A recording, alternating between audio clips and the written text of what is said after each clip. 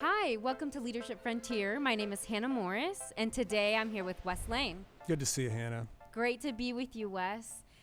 So our theme right now is Onward. Yep. And in the spirit of that theme, I wanted to approach the table and have a conversation with you about leadership and what it means to lead as an upcoming leader in all kinds of different facets. It's a big deal. I mean, over the years, we've just had a lot of different questions. People, I remember I had questions, and I was just wishing that maybe somebody that had some gray hair might, not that they necessarily know something, but and not necessarily that I will either, but at the same time, having a conversation about some things might have made a few things a little easier, maybe. Yeah, and I mean, I certainly am seeking that even now. So I think it'll be really fruitful. If you want, we can just dive right into the first question. Dive on in. We'll see if there's any fruit. All right, great. So my first question for you pertains to developing a mindset of leadership. So if a young person approaches you, Wes, and the question being, how would you advise someone to go about in developing a mindset that empowers them to lead? Like, what does that look like? I tell you, the first thing that comes to my mind is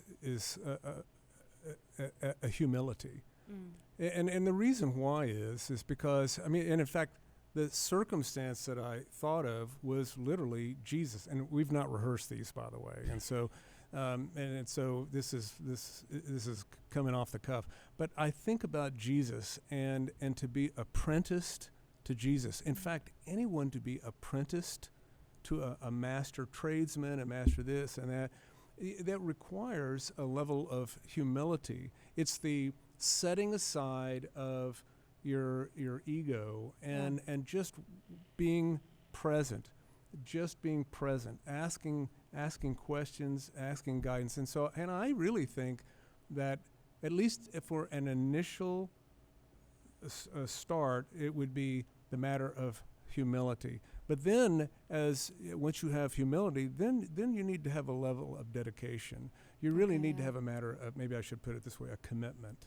A level, do I want to be a leader? In fact, asking the question, for some people, this might actually be a relief, has God really designed me as a leader? Is that my best function? Am I comfortable in leading? And some people don't ask the question because they think, well, everybody's a leader.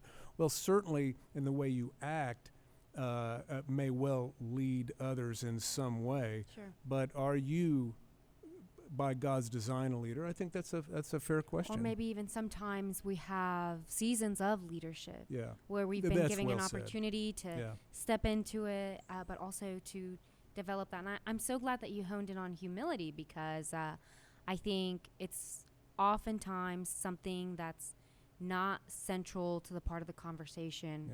At least in my generation, oftentimes I find myself being part of a culture that's very much about performance and, optics or being able to be present. And it almost gives you this sense of like spreading yourself out thin to the point where you feel like you have to meet a standard everywhere. And it feels exhausting.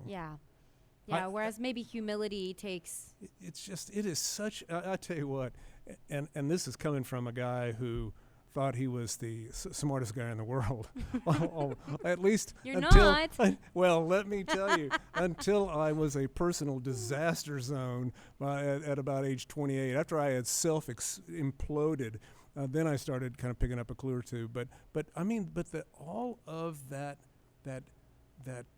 need to be all these different things, release that. Become a fresh sheet of paper, and just be wet clay who's willing to be molded. And because let me tell you something, if you really are going to really start looking around you and identify who's carrying this leadership thing and how are they walking in that, then you need to not be competing with that person. You need to come in as I want to be your apprentice. I want to be your disciple. And that's a position of humility, and I'm ready to learn. I'm just ready to learn. Yeah, That's so good. Thank you, Wes. Thank you.